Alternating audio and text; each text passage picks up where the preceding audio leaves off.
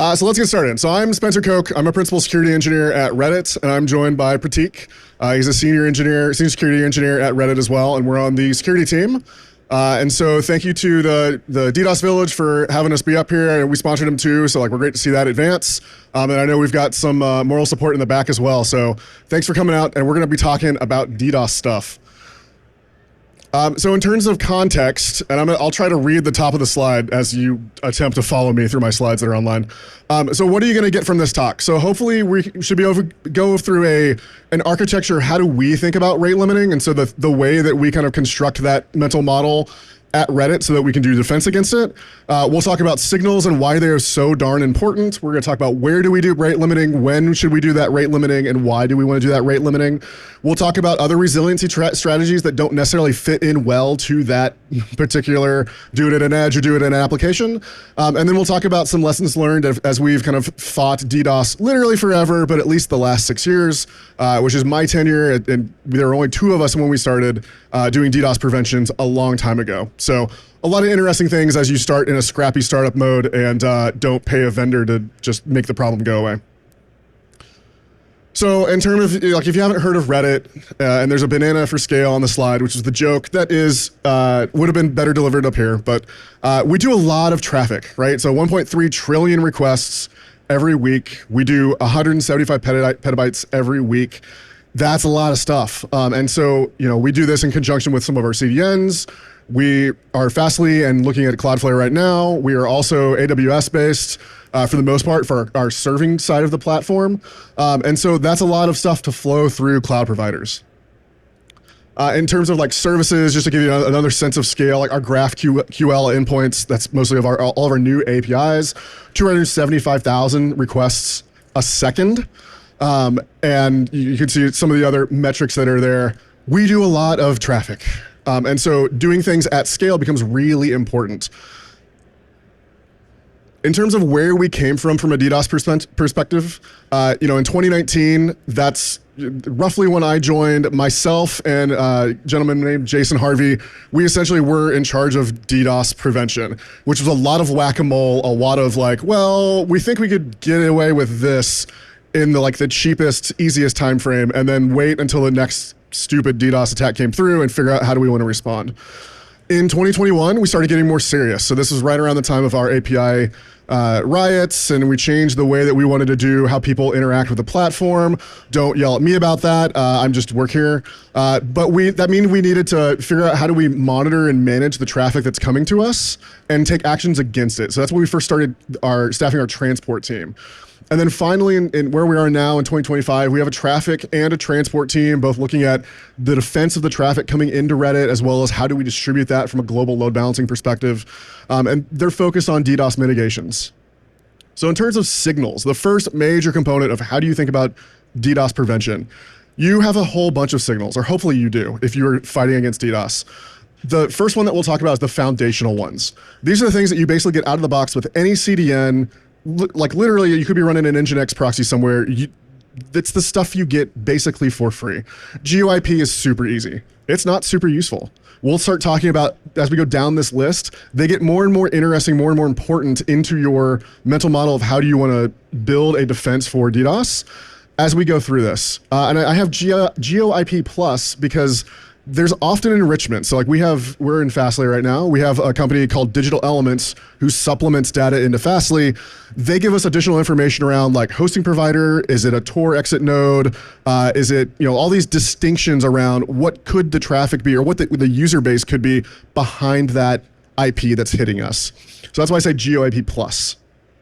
User agent is a fantastic one. Again, we're talking about, that 300,000 requests a second. We can model a lot of things interestingly with user agent. We can see, okay, for the patterns of the URLs that are being hit, for the paths that are being hit, do we see that that's actually coming from our iOS apps? Or do we have a random iOS app that's now hitting something that it definitely shouldn't? That's our web platform. Okay, there's something fishy there. Again, that signal helps us out. And path and query, those things come for free. So sure, these are all the fundamental, bare minimum things that you can do from a very raw, coarse grain type modeling perspective. Now we're gonna start moving up the stack. The first one is TLS fingerprints. We're still very much focused on where that traffic originated or how that traffic initially got out the door. So at TLS fingerprint, if you aren't aware, I left a couple of links around JA3 and JA4. I did not come up with them, but they are super great tools for how you think about fingerprinting. What is the actual OS? What is the client? What are the libraries that are loaded behind the scenes? That is how you can focus on the type of machine or the platform that is making that request. And again, as we're going through here, like we're stacking up a whole bunch of things. We're actually starting low level and then starting to move up the OSI stack. This is a great mechanism to figure out what is going on behind the scenes. Definitely based on, again, if you're not familiar with it, go check it out. It should be by default available for all of your CDN providers. And there's Nginx plugins that you can add to add that in. So pretty well solved. There's some fun things like Grease, which was meant to help with determining the interoperability of cipher suites. It's bad for us because that means there's a whole bunch of random garbage that shows up in those fingerprints.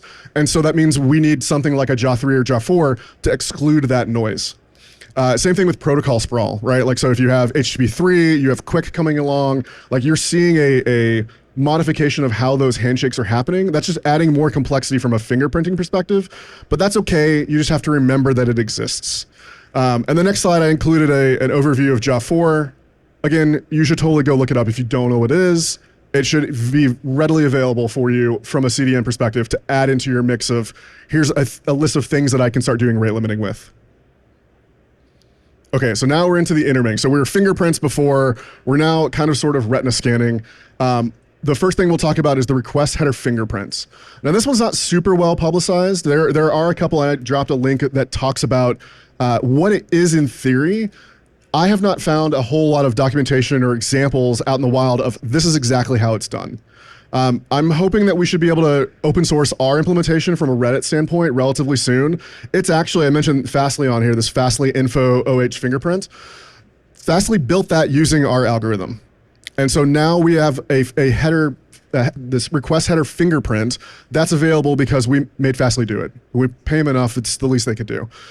Same thing with Cloudflare, right? We got the exposure of what are the raw request header names. And now we can start doing maths against that. So what actually is the request header fingerprint? So we talked about like the TLS fingerprint, right? Like the way that the client is configured, the cipher suites that it's going to have, et cetera. Okay, well now bump it up into HTTP land. The way that a HTTP request is constructed is very dependent upon what client you're using. Is it a Golang request client? Is it a Python request client? Is it curl? Like all of those have very distinct ways that they craft an HTTP packet, which provides you additional data about what type of thing is making that request behind the scenes. So we're moving up the stack from OS to libraries perspective. We're now in the land of what is the actual like client that is making those calls. On the subsequent slide in the code, I have a whole bunch of, like that is an example literally taken from our source code internally. Nothing juicy there, but it is essentially an example of, here's a request that might have come through from our proxy perspective. We do some maths, and I'm not a maths, I'm an engineer. So you get maths and you get down on what at the bottom, which is essentially a glorified fingerprint, right? Again, I'm gonna hope to be able to publish the algorithm in open source relatively soon, but just know that like Fastly will return you exactly that, which is great because now you can take that as this is a unique string that I can use in my ML learnings or to understand what do I want to block against. It's a great another example of a fingerprint. And so finally we have advanced signals. So the first thing to think about is like the network request timings. So we're starting to get into things where it makes a lot of sense to throw into a model and do things async rather than I need to do something as the request is coming to me in a synchronous fashion. Network request timings are great examples of that. You should roughly know, if you know anything about your app, you should roughly know the order of operations and the timing that your app behaves, and you can glean information from that. So for example, if you go to Reddit, if you go to new Reddit, I'm not going to talk about old Reddit, also don't come after me. New Reddit, we have, it's a single page app. So you load that, it loads a whole bunch of JavaScript bullshit, and then you're basically done until you scroll down. So I should have a burst of network traffic at the very beginning that's loading in assets and resources, making a couple of GraphQL calls to populate the initial page, like populate the DOM out, and then I'm going to be quiet and maybe emit some events. Like, is the user still there? What experiments did we expose, et cetera? There's a rough pattern that exists there, right? And that's assuming that you're using like a browser or Chrome or whatever. Now, if you're just curling something, I can tell real quick that you didn't do anything because curl's not going to go, I mean, unless you add flags and you try to emulate that on purpose. If you just try to hit a post, I can easily tell that, yep, you're behaving in a particular way that is non-human. I can get that distinction then. Same thing with analytic events. If those fire or don't fire, curl doesn't care that there's JavaScript that needs to exist that should fire out that event. I can get some information about the absence of that data there. Same thing with cookies and jots.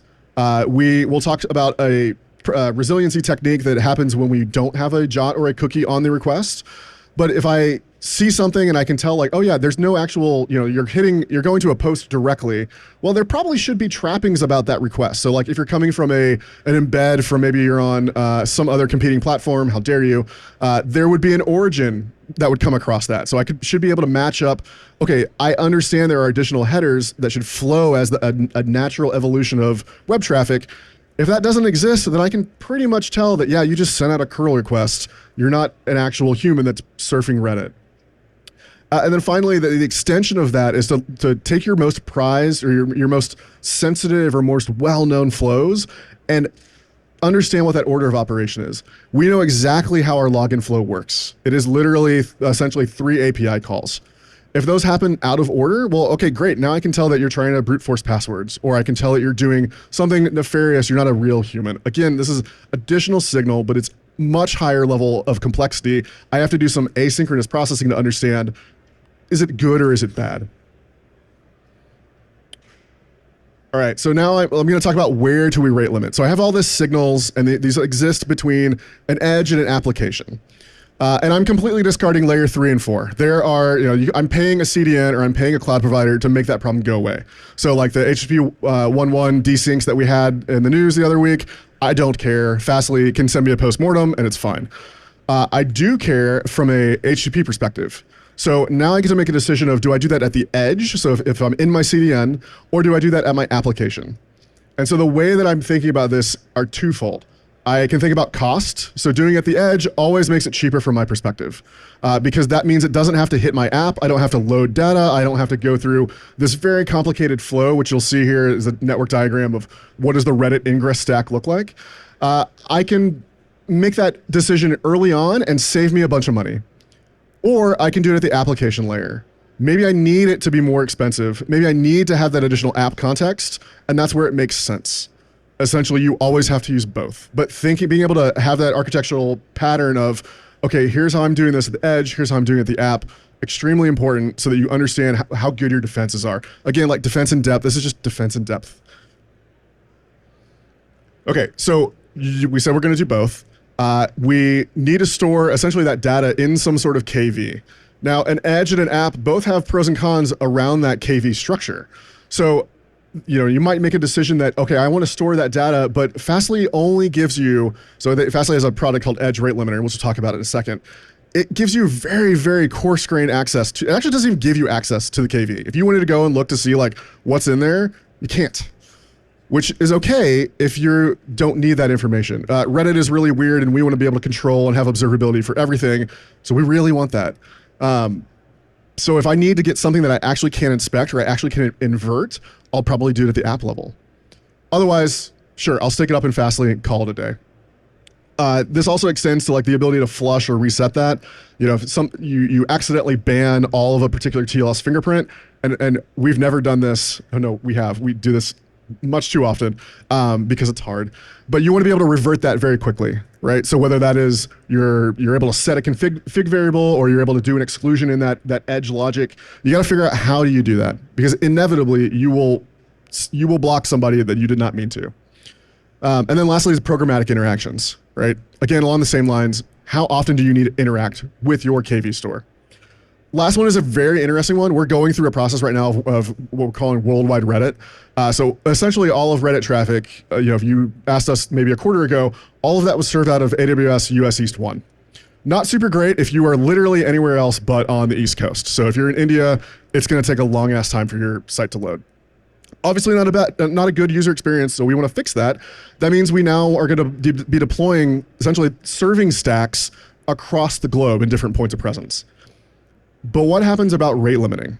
I now have a problem of if somebody is hitting me in Germany through a Tor exit node and they're able to, if I'm silly about my routing and I don't have a great consistent way that I'm saying, okay, this German traffic always needs to go to this particular POP. Maybe it's through Anycast, maybe it's through circular hashing. There's a couple of different computer science algorithms that will give you that information. Then if I don't have that done consistently, I will lose that algorithm of, I saw that traffic once, I'm incrementing a counter, I now know if I can go back and rate limit. So as you start globalizing, and again, this is a Reddit scale problem for sure, you have to figure out how do you deal with that inconsistency that might exist. Am I gonna try to replicate those caches everywhere? That's expensive. Fastly does do that for us. They abstract a lot of that away. Cloudflare will also do that with KV Store or the KV Workers product.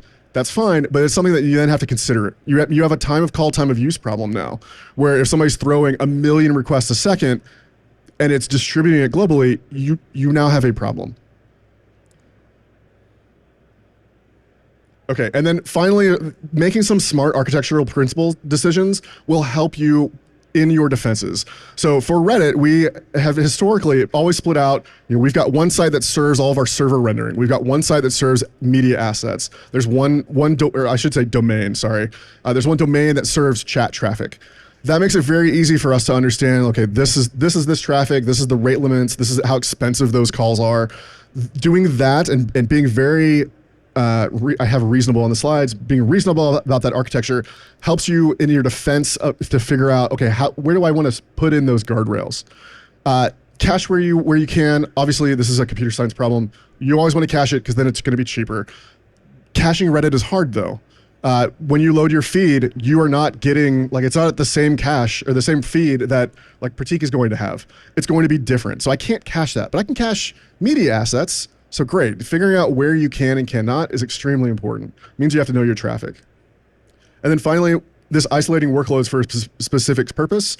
We'll talk about some of our resource pools as another resiliency technique in a second, but being able to say this is exactly the pool of traffic, or I can fan out, for example, our server-side rendering, we call it shred it, that we have multiple pods, and we're on vanilla Kubernetes. We have multiple deployments of those pods, one that might do the login page, one that might do our post details page, one that might do chat, iframe rendering.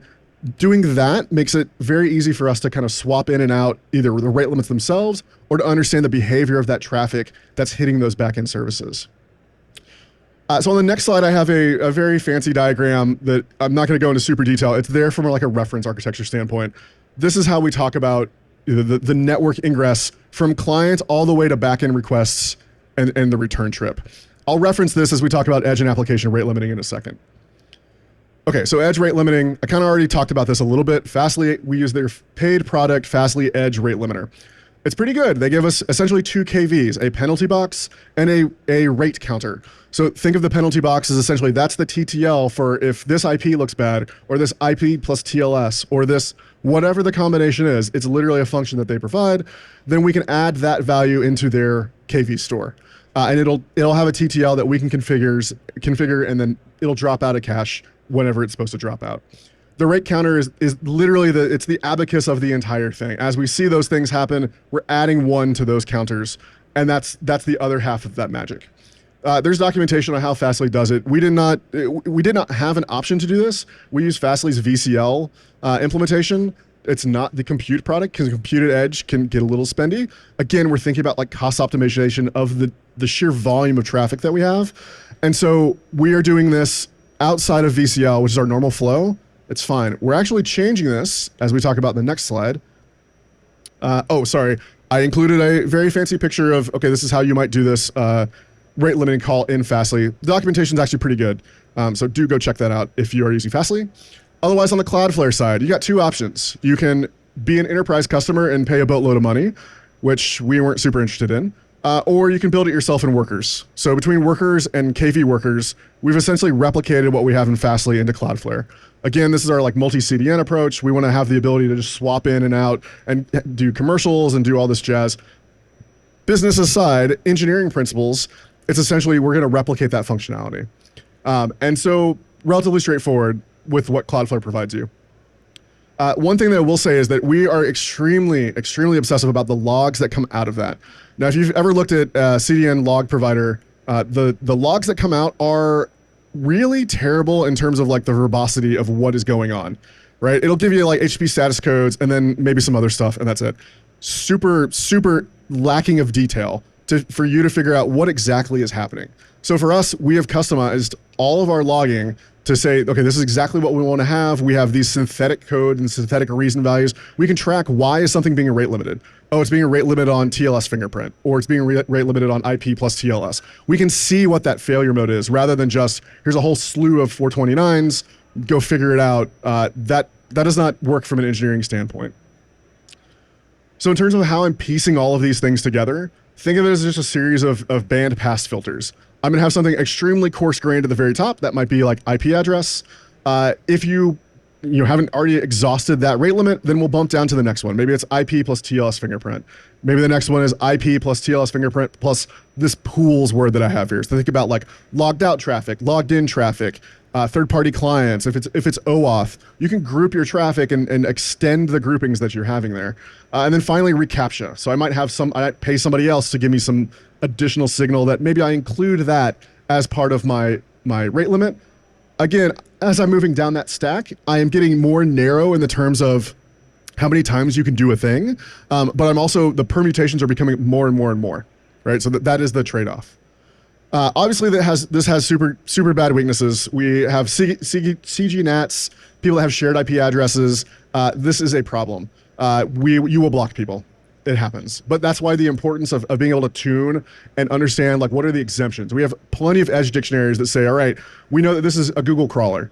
Obviously, we don't want to block Google. So Google, you go on through. We're going to add some fingerprinting and some secret sauce to make sure that that's actually Google and not somebody impersonating. But if that's actually you, Google, then sure, go on through. We won't rate limit you.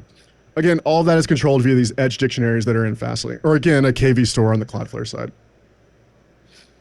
And so if I look at the edge rate limiting application, you can see some locks that I'm doing that at the edge. Those are the cheaper, but those are, again, very coarse grained.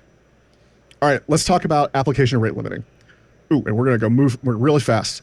So in terms of application rate limiting, we have a library. This is the easiest way for your devs. Don't make them think about what algorithm, how should I go and implement this. We have a baseplate library. Every single dev can use this. We have essentially one click for standing up Redis. If you need rate limiting, is essentially a handful of lines of code to get something. You have a KV store, you have Redis, you now have rate limiting your app. The hardest part here is to figure out, well, what should the values be? And the general guidance is that you will always do how fast a human should be able to do this, given an order of magnitude, right? Is it 2x? Is it 10x? Pick something, but devs just need to hear that, and then they're like, all right, cool, I can dial this in. And now that it's less of a security problem, and it is more of a developer experience problem, which is great. So this is the best for if I have per user or per endpoint logic. So how many times can you post in an hour or in a minute? Those are great rate limits for this because I need the context. I need to know, okay, what post are you looking at? Who are you? I need this information that only the app might actually have. Same thing for OAuth clients. We have a whole slew of OAuth clients, these third party and first party, that we want to say, okay, you have this quality of service through. Great, you have 1,000 requests a second, or you're not paying, so you only get 10 requests a second. All of that data has to come from somewhere. That's coming from the application itself. The rest I'm going to skip. So I'm on resiliency techniques. So I threw an example of like what our logging looks like from a Cloudflare or from a Fastly perspective. It's gnarly. We did a Terraform module that actually generates all of this for us. You have to do JSON escaping. Like it's kind of gross, but we're extracting that all to BigQuery, right? And for us, the network traffic logs are by far not even the drop in the bucket when it comes to our analytic events. So for us, this makes a lot of sense. Store it in BigQuery because it's cheap and we're not burning a lot of cache. And we can now do SQL queries against it to understand what's actually going on. But it requires a lot of setup for us to actually be able to use it. So you have to have observability. You have to get those custom web logs with additional enrichment. Add a UUID for each request so you can understand if people are having problems, they're getting rate limited, track that back. That's pretty commonplace. Like this is a Cloudflare unique ID, the Ray ID that's on every request. Great. You might have to do that yourself, which we did in Fastly. And then we have to invest in tooling. So we literally have a Go binary that will query BigQuery using pass-through or application default credentials that a user, G-Cloud auth logon. That actually will go and then query BigQuery. So it takes out that whole, like, you got to go to the console, put in some SQL, do some stuff. It's literally one CLI command to see, okay, is this request being rate limited? Why is it being rate limited, et cetera? So in terms of resiliency techniques, and we're going to speed real fast because we got two. Yeah. So the thing I will call out here, the slow lane versus woe lane. This is probably the most interesting thing that I saw when I came on as a security engineer, that you can have pools that can be degraded and you don't care about it. So if you can identify, oh, hey, this is from a Tor exit node, or this is from an IP that has a bad reputation, throw it to a pool that's extremely constrained and just let it die. And if it dies, no big deal. And write your SLOs that aren't going to hit against that thing dying, but they can all go and fight to see who dies fastest in that pool. I had not seen that before. It's not that we don't talk about that a whole lot. It's a great resiliency technique. Just say, I see you're a bad request. You go to timeout. Tar pitting and response bloat, you can check that out. We actually used Badger as the response bloat within our VCL, which is a very Reddit-y thing, so I had to include that. But again, the idea here is to make it very easy. So if a request comes to us, it used to be like you just hit the front page, like send a request to get the front page of Reddit, and that would cascade. So obviously it is a bad ratio of bytes sent to me versus bytes I'm sending back. I want to make it expensive for the attacker so they have to go out wide, or they have to go out through multiple machines. Like I want to make it the most expensive for them to come at us. All right, we're gonna wrap there. The rest of the slides are online. We'll be over here if you guys want to talk. Thanks, y'all.